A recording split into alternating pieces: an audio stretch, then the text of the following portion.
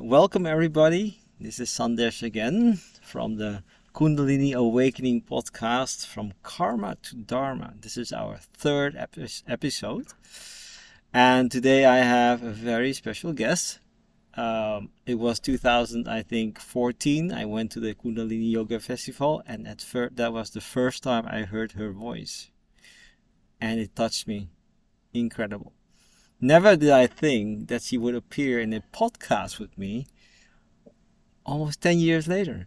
So for me, it's like a magical moment that I can introduce you to Lieselot from the mantra band Hari Mandir. And the Kundalini Yoga people around in Europe, they probably know her. She plays all the time, but I'm super happy to introduce you today in the third episode of the Kundalini Awakening podcast, Lieselot.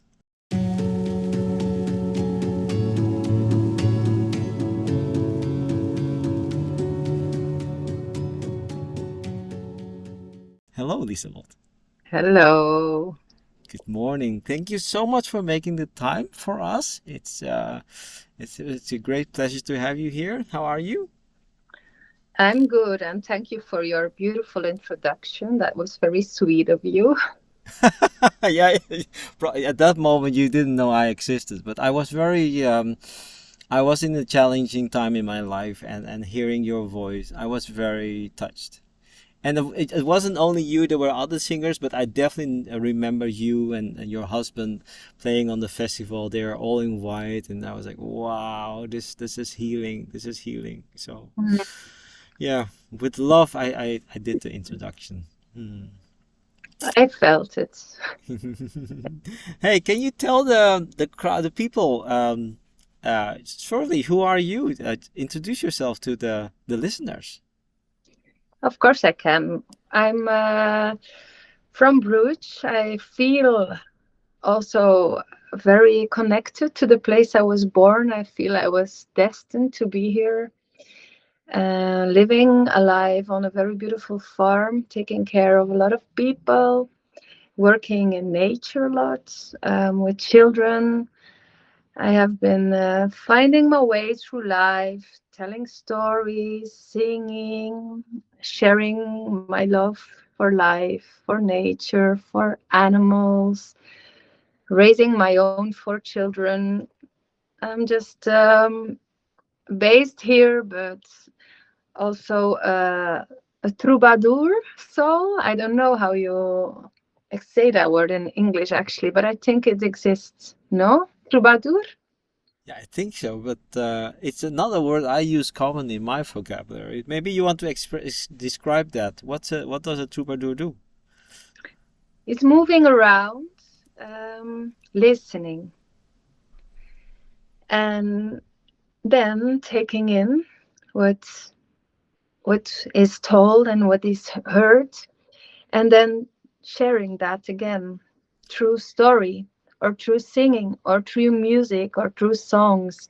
And that's really part of my soul and what I'm doing like every day. Ah, so you live in Bruges. I think I heard you told you live on a farm, right? Where Mhm. people come. It's a place where people can come and visit and spend their daytime, right? At the farm. Yeah, we have all kinds of animals, but we don't have the animals as a product. They are like the product we deliver is care. So people come to be taken care of or to enjoy themselves. We have one central um, sentence, and that is come just the way you are. Hmm. Somehow that fits you very much when you say that. My heart just feels so satnam. Yeah. I came up with it, so but they made it very beautiful in a stone, and actually in Dutch the just is gewoon, and we have two o's, and the person who made the stone, he put one o like this, so like it can be a little bit, you can have like this, Different. Yeah. because we all have that, no, we're Yeah. we have this image about straight up and continue and be straightforward. We have a plan. We like making plans. But at the end, we always have to accept what life brings us. And sometimes life brings us a little bit of, and Guru Gion, he always says, under pressure, or that's when your soul arises, right? well, you start searching for yourself and for ways to become more you, because you feel the pressure and you feel you're sculpted in kind of way. Hey, this is the Kundalini Awakening podcast, from karma to dharma. That's a very good start to talk about karma. Where were you sculpted into? Can you tell us that?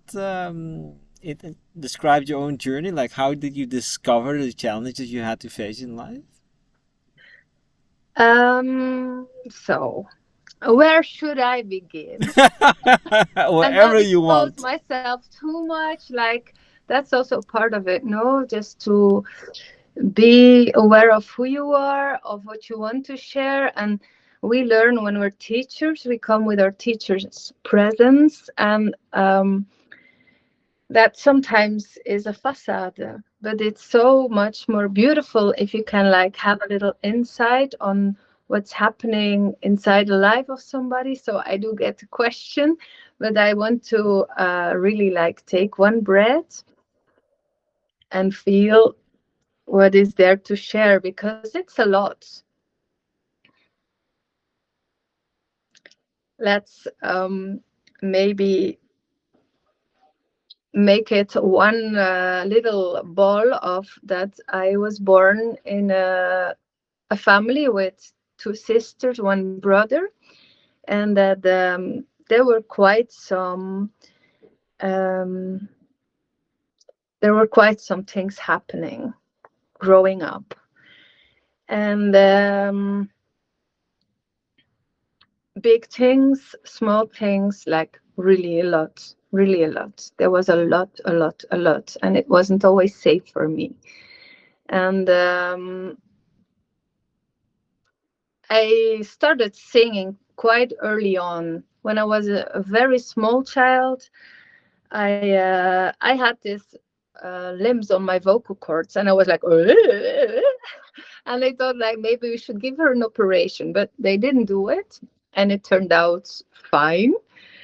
Um, and I must have been starting singing like really as a child, but then when I was in the scouting, every night I was singing at the campfire, and I had this teacher like aware of, oh, her voice is really beautiful. And every evening people were asking me like, sing again. And I also sang a lot with my sisters and like on family parties. This was a way for me to get some positive attention, I think, to like be there, be seen, be safe, everybody applauding, happy with what you're doing. And I kept on singing always. I sing every day. I sing for when I'm teaching. I sing when I'm on congresses. I always, when somebody's leaving, I make them a little song.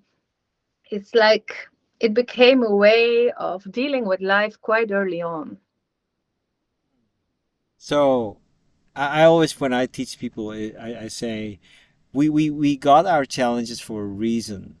The challenges teach you to survive, and when you survive, you learn powers. You get powers. So you discovered your way to survive or overcome maybe some negativity was to sing and to vibrate positivity, and that way you attracted like a surrounding ball of positivity around you, right? Because when everybody likes your sound, they're in this energy of wow. And was that like your shield?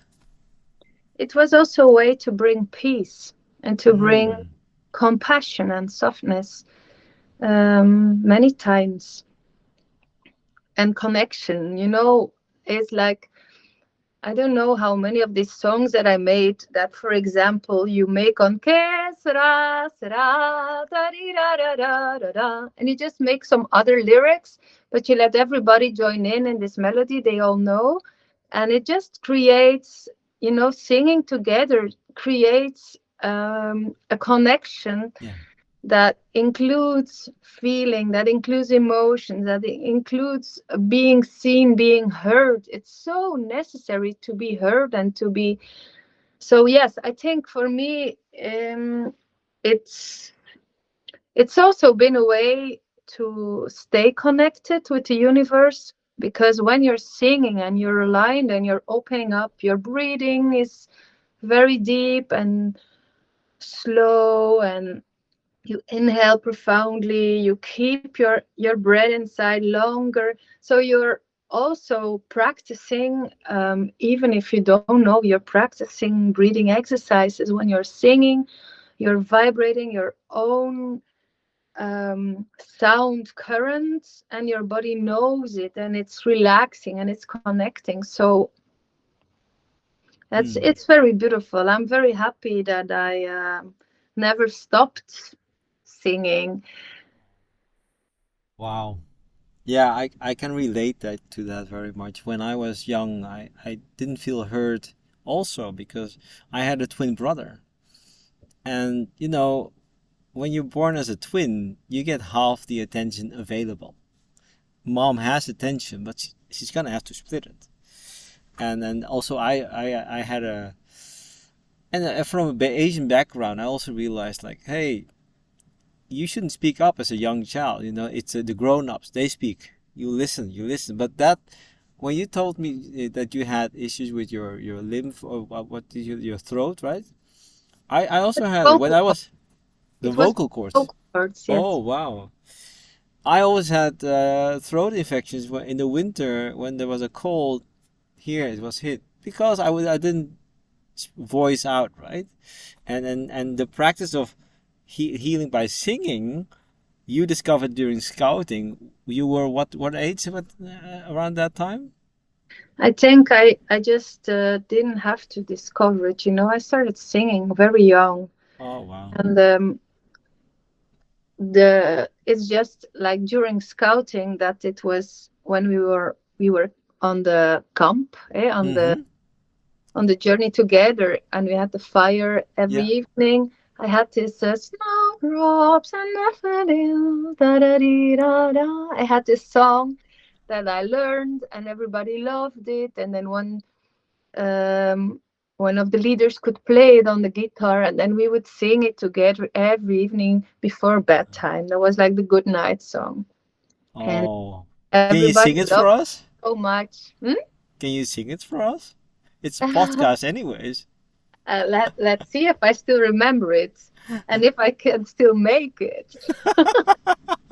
It's like this: snowdrops and daffodils, butterflies and bees, seagulls and aeroplanes, things of the sky, wishing wells, wedding bells, early morning dew. All kinds of everything remind me of you. Ooh, wow. I get so happy hearing that. Wow. I It's can some imagine why Eurovision people song. surrounded the fire campfire just to listen to you. It's some Eurovision contest song, like one of the very old ones that won. Beautiful, beautiful, beautiful. If we are ever on stage together doing some yogic event, would you sing it? Yeah, I have to say, I have to think now about the words. It's been a while that I didn't sing it, so maybe I should snore it up and sing it again. I um I also teach every 2 weeks. Well, it's teaching, singing, relaxation in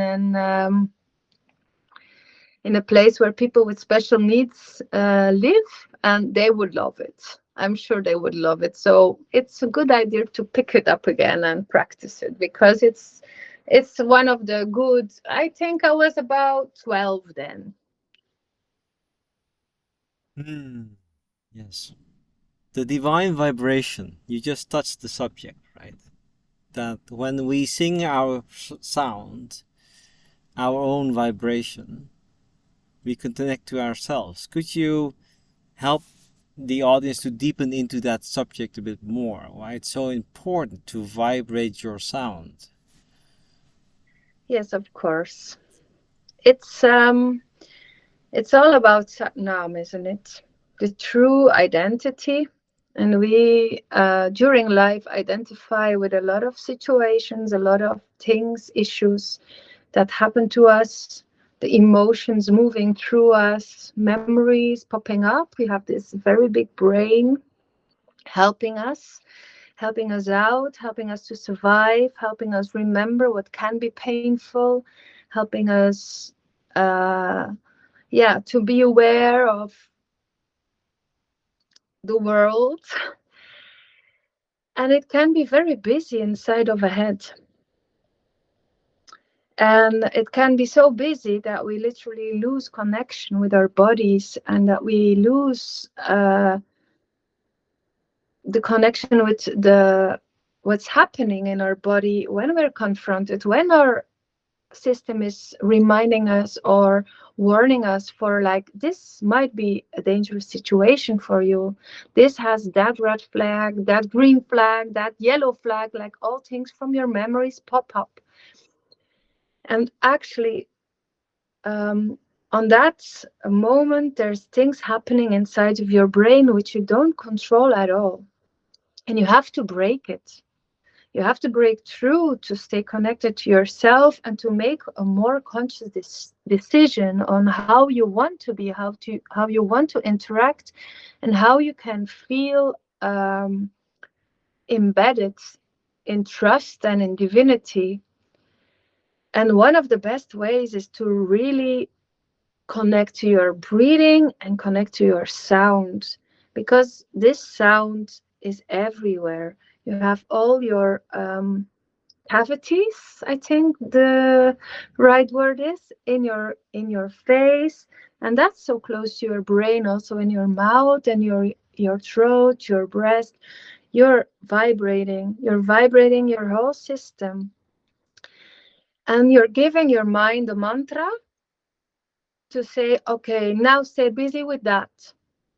Now stay busy with that. I thank you for giving me all the signs. We don't have to push it away. I thank you. I understand. I'm conscious. But now let's stay attuned and make a decision from that point on, not from these experiences from when we were small, because you said it just before, like when you're a child, you hear it's the elders who can decide. My voice should not be heard. But we are the elders now, and our voice should be heard, and we have other options. We have other options than staying silent and then to swallow what's happening, and then to be um yeah, like a piece of drifting wood. No, we can really be a boat and choose direction, and that takes effort. It takes Yes. consciousness.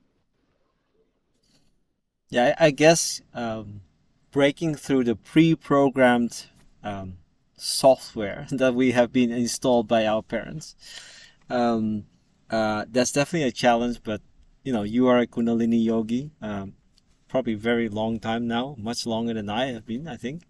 But the journey of breaking through it is the journey of consciousness. It's the journey of um, letting your Kundalini energy, the energy of your soul, to arise. Can you,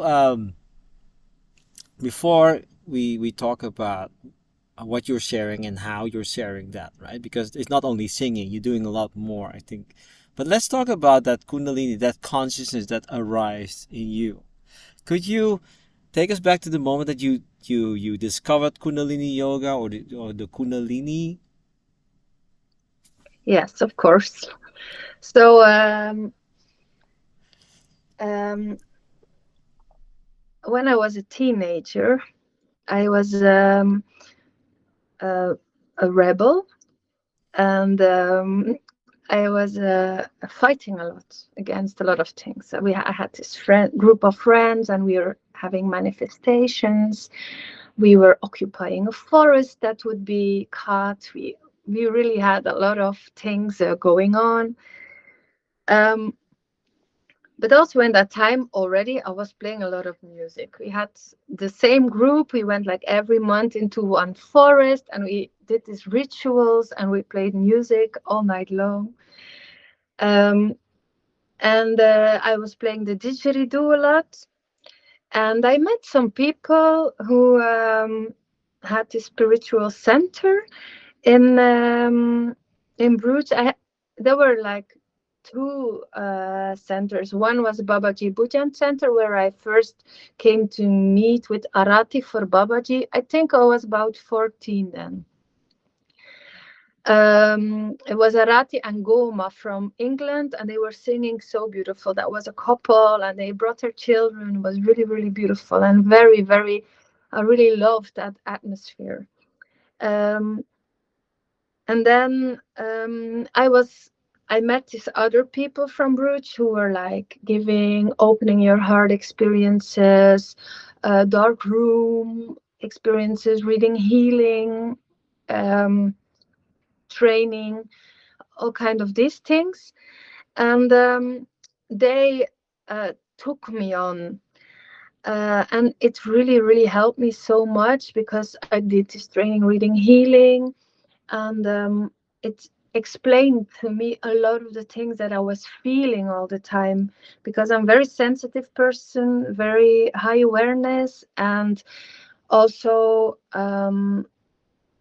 extra developed through the trauma, of course, hyper alerts, always checking out what's happening. And they explained things that I was feeling already my whole life, and that was really, really healing for me. And one day they said like, "Oh, we bought this new CD, and she sounds just like you." And we were looking at this cover like, "But she's wearing something on her head. We don't know why, and she doesn't seem to have brows. She's how does she look? Is there something special about her? Is she sick? Maybe we really didn't know. Also, the teachers didn't know. That was like before there was all the online things. It was a CD from Snotam Kaur. And it was Akana Jor, Chupena Jor, Jorana Mangana Dena Jor. That was a song that they said, like, she really sounds like you. And so they gave me the CD and I copied it, because then we were still copying it. And The good old times. yeah. And I started singing that, and on that moment I had another little group, and we did mantras from all directions, and I started including these mantras, and also long time sun, because that was also on the CD and I loved it a lot. And then we were just doing this, and a Kundalini yoga teacher came into that concerts, and she said like, "Do you know there's a whole yogi atmosphere around these mantras you are singing?" And I'm like, "No, I don't know." So I started going to her classes, um, and that's how I started with Kundalini yoga. I already did the mantras before, and yeah, like that. Thank you. Wow. Continued. Well, you did yoga. It was more not yoga, right? The Yeah, mantras and the not. I was like 22 maybe by then. I was very young. I started doing a reading healing course when I was 18. Before that, when I was 17, I was already doing like living from your heart, dark room experiences, sweat lodges, singing in the forest. I just started living this um, this longing for this connection very early on, and I always connected very much to nature as well. Like when I was having hard times, I would leave with the dog, with my bike, and just go to the forest, stay there, walk there, cycle, sit with a tree, hug a tree. Uh, it's Go to the sea. Also, I am happy I don't live too far from the sea. And there's weeks I see her every day, and I feel it's very important when you're so high sensitive. It's also my responsibility. I need it.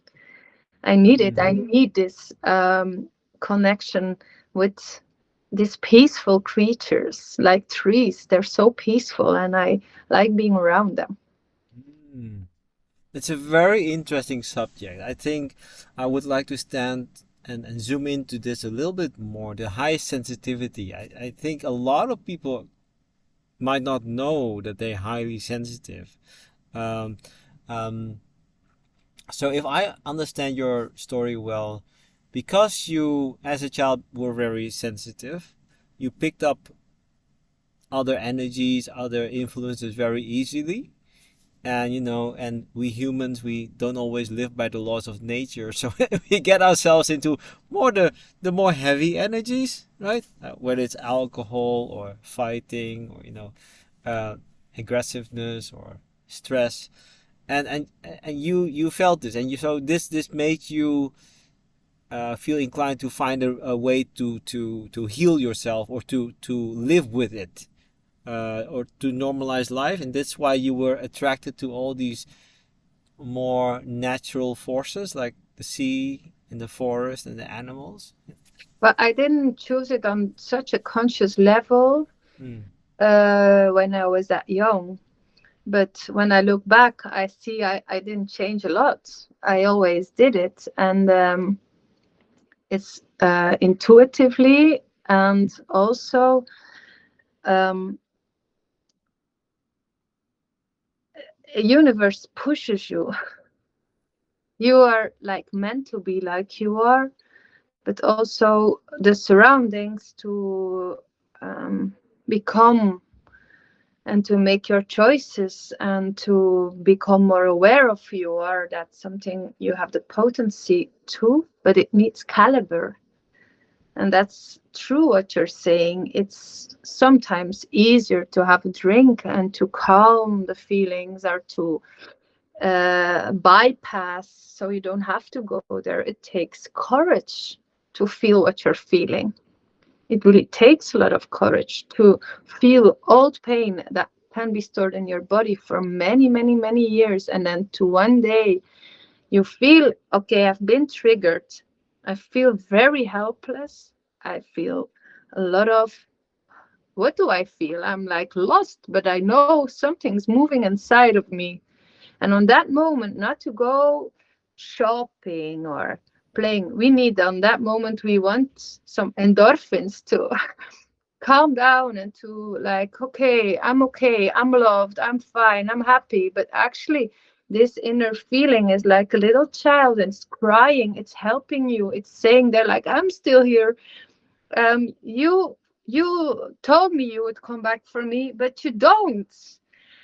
Um, and you couldn't manage the big feelings that were there when you were a child, but now you're an adult. Now actually you can, but that takes courage, and it's very painful sometimes to just like sit there, be aware, be with what you feel, let it arise, cry your tears, share your anger, write about it, sing about it, go cycling really hard to have this battle that you couldn't do because you freezed, to like all these ways where we can express. Dancing is also so good for it, like to express, like, okay, who, this is still there, I can connect to it, and to create a safe environment where you can do it, or a fire ritual where you can offer it, and finally let go, but also recognize. Because we don't, it's not a matter of like putting it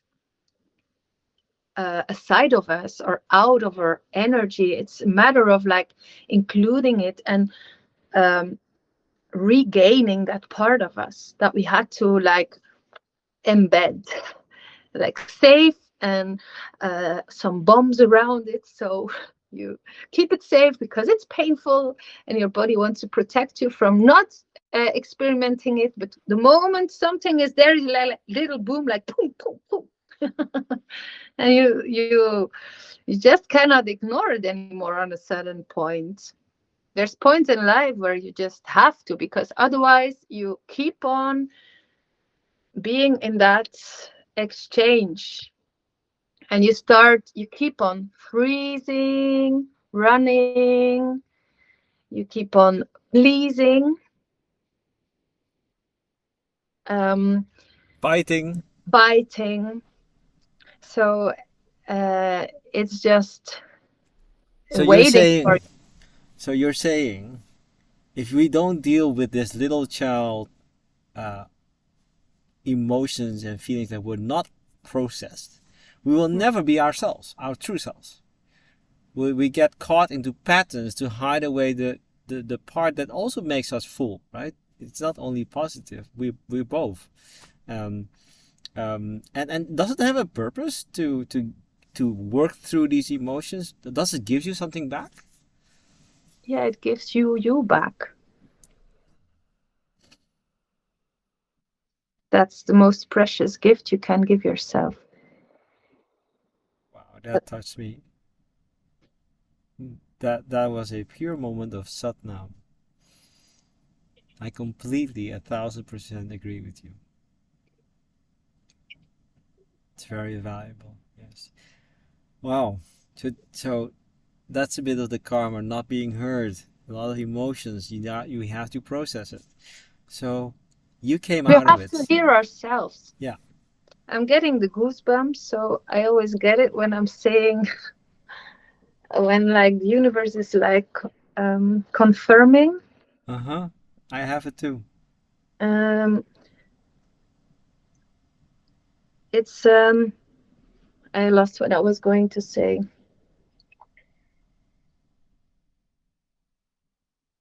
It's it's time for us to hear ourselves, because now we are grown ups, and we are available. We can be available for the needs we have and for the needs this left behind emotions have.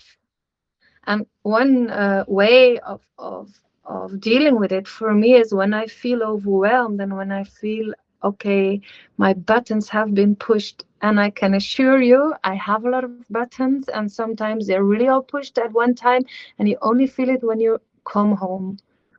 Because when you're busy, your body's helping you, creating some more adrenaline, hup, and you keep on going, you're ready, and you don't even realize. But then you come home and you feel like, oh, I feel like something sucked all my energy away. I don't feel my body, my feet are cold. What's this? And that's the point where you really can be a soothing inner parent for yourself. Like, okay, thank you, my body, for warning me. Thank you for all this effort you did today. Let's check where it comes from. Let's really go deeper. Let's put a hand where the tension is. Let's breathe. Let's make this feet warm. Let's simple and small things. We don't have to like dramatize anything. It's just like, okay, this is happening. I'm conscious about it. Now let's decide to do something with it that is nurturing and helping me forward.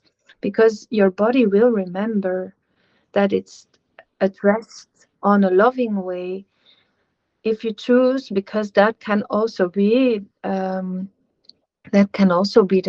case when your buttons have been pushed. You come home and you feel like, oh, so overwhelmed. I need a drink. You go for the bottle, you go up, and it can also be calming. But on the longer way, it's not what you want. Yeah, it only grows bigger and bigger. Hey, you can, at some time it just won't. You cannot push it down anymore. Also, the connection is that the craving for, you feel all your buttons are pushed, you feel you're coming home, you feel you're overwhelmed, and the direct idea, and by the evening, your battery of conscious decisions is already really low. So that makes it harder to make a conscious choice.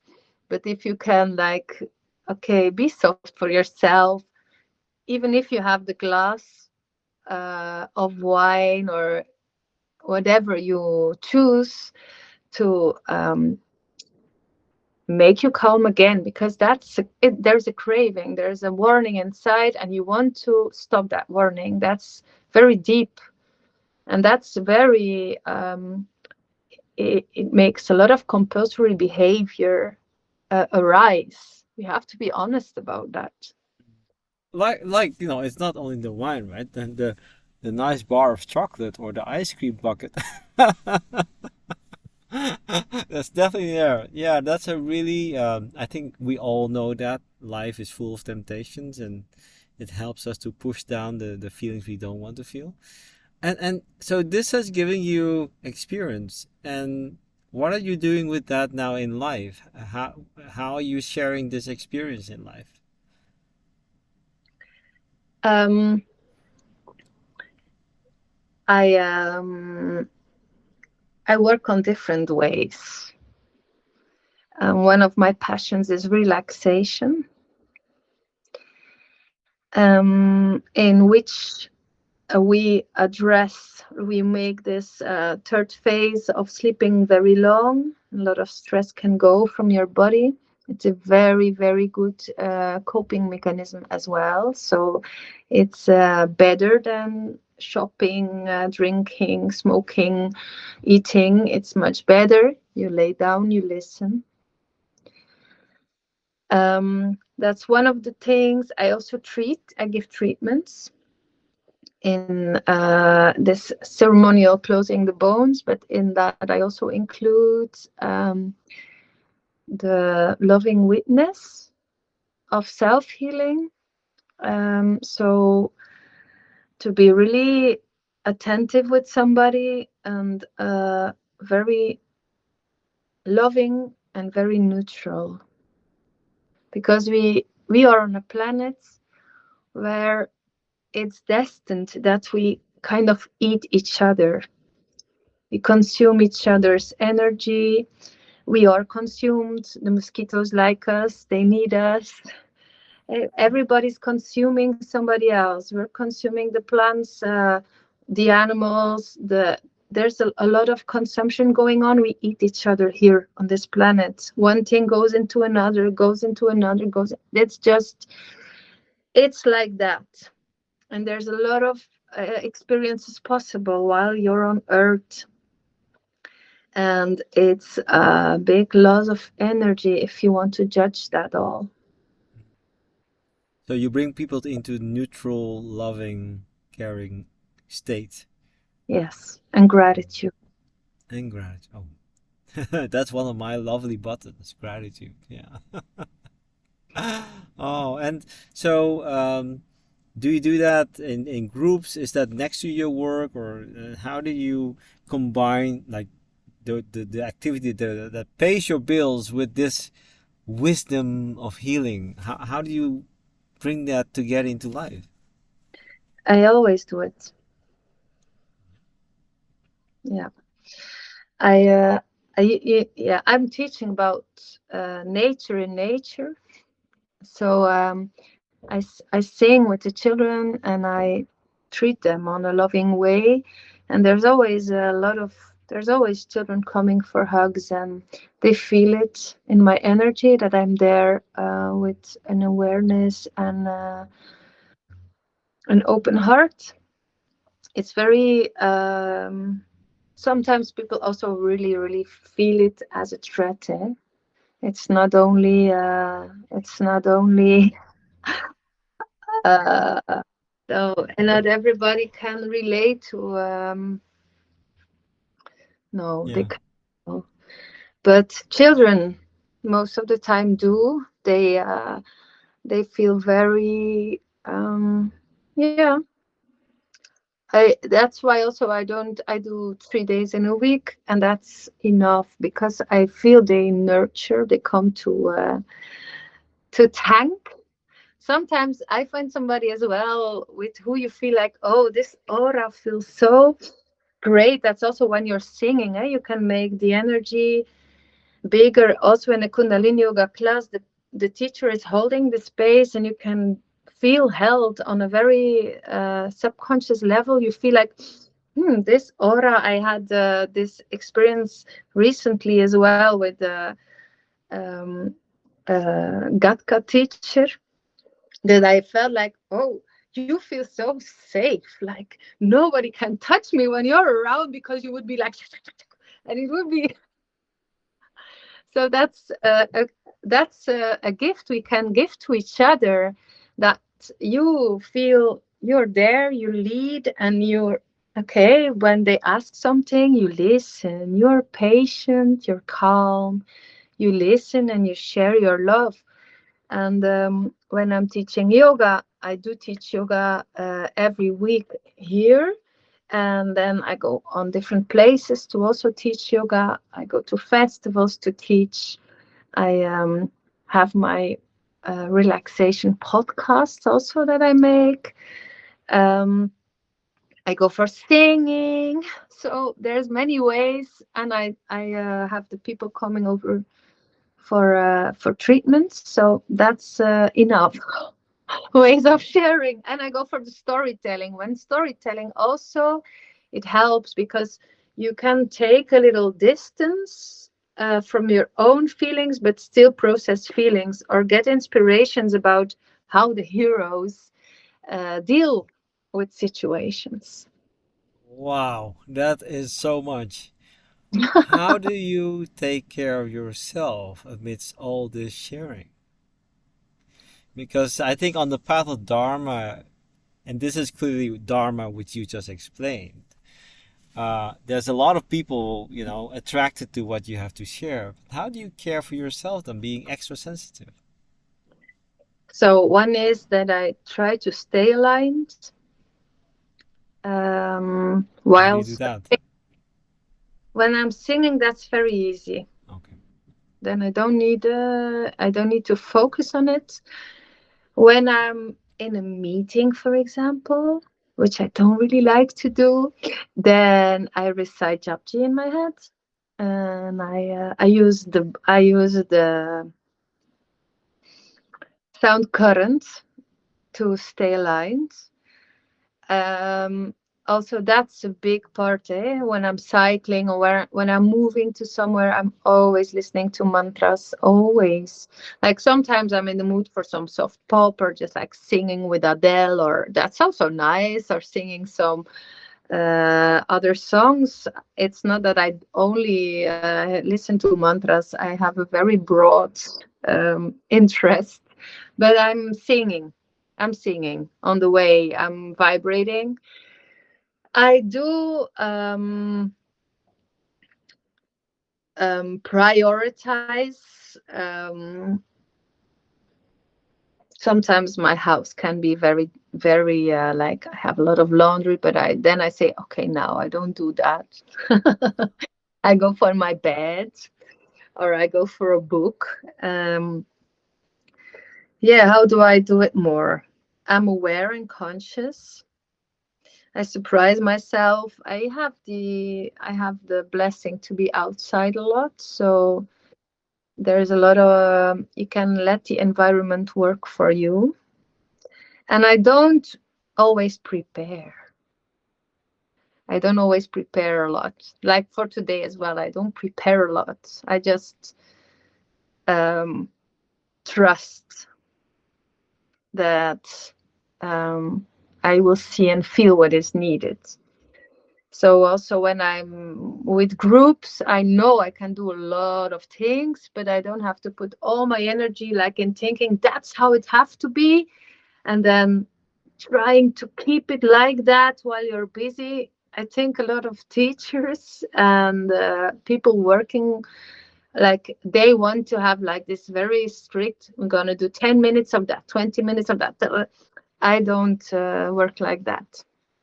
You work on your with your intuition. That's your main tool to be present and to feel what the moment needs. And I have a lot of skills and some, yeah, ideas always. So I know I have my backpack that is not literally a backpack because I don't like too much stuff, but I I stay in the moment and I create. Beautiful, beautiful. Wow. Ooh, it's such a rich experience to listen to you, Lieselot. Um, I do think of the listeners. I think we will do this maybe in live, maybe a second podcast. But let's try to wrap this up.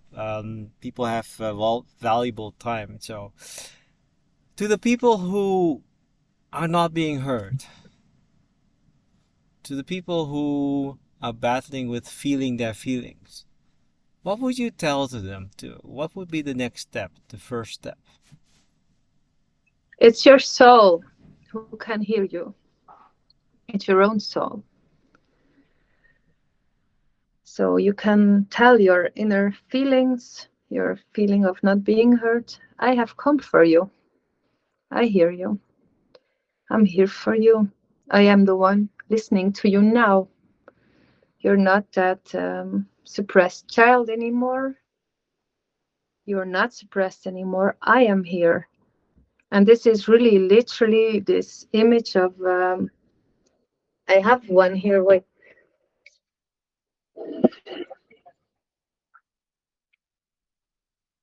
do you see it? It's like this is a baby, and then there's up, and there's one bigger. So you can, if this is the living one, and this is the emotions and the feelings of being suppressed, and this is the soul. The soul is coming and is holding the whole experience and is also holding the baby. And this is always peaceful and loving, this energy of yourself. And that's what you need. You don't need anyone. It won't come from anyone else. We can Wow. we can inspire each other, but we when we're alone and we're feeling sad, and there is no one on earth who has the same availability for yourself as yourself. How powerful. So the answer's in you. You don't need anybody in your first next step. You can need you need people to inspire yourself, and it's also very nice if somebody shows you the way to that connection. And that comes through yoga, that comes through meditation. This awareness of your soul, this awareness of your center here, and you can feel, you can have this experience of like, oh, I'm bigger than this body. I'm more than what I first thought. And then you can start addressing and using that energy to be close, to be connected to these parts of you who are there embedded, and to like energetically start to, okay, you're part of me. I don't judge you. I'm there for you.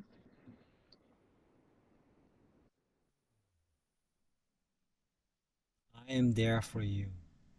With But that, it's not that you don't have to do it alone, because a lot of us, um, like, I don't want to make any propaganda of you have to do it alone.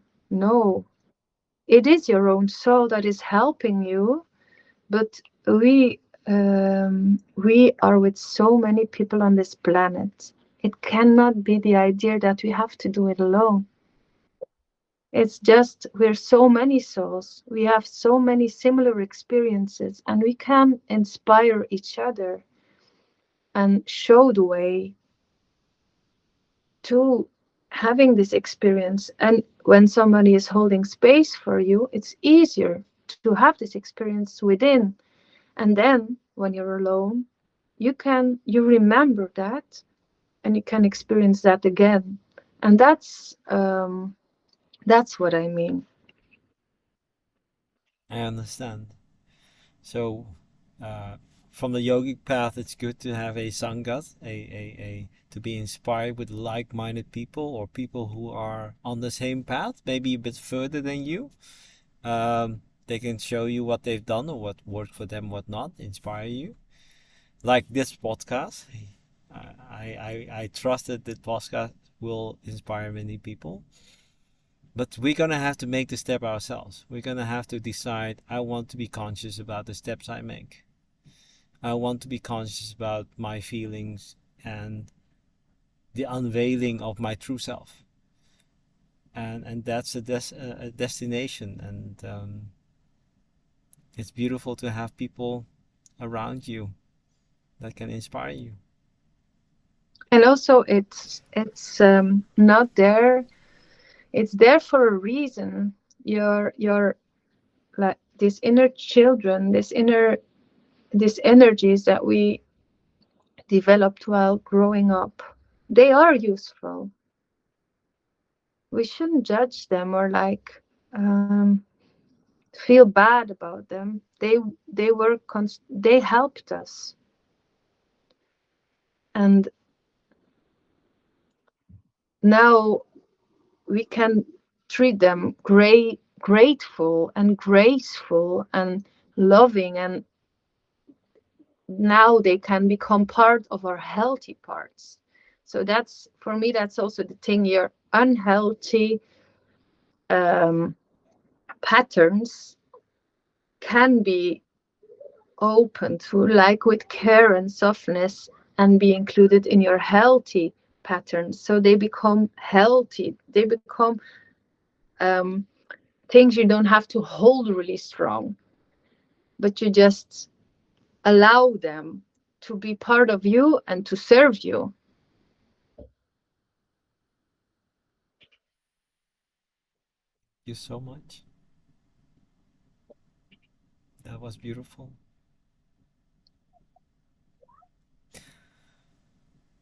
I'm gonna leave it with that, with these beautiful words of you, Lieselot. Um, Thank you. We will definitely see each other soon again. Um, and I'm just so grateful that I could be aligned with you in this moment, and I hope the listeners feel it too. Um, and see you in the next podcast, everybody.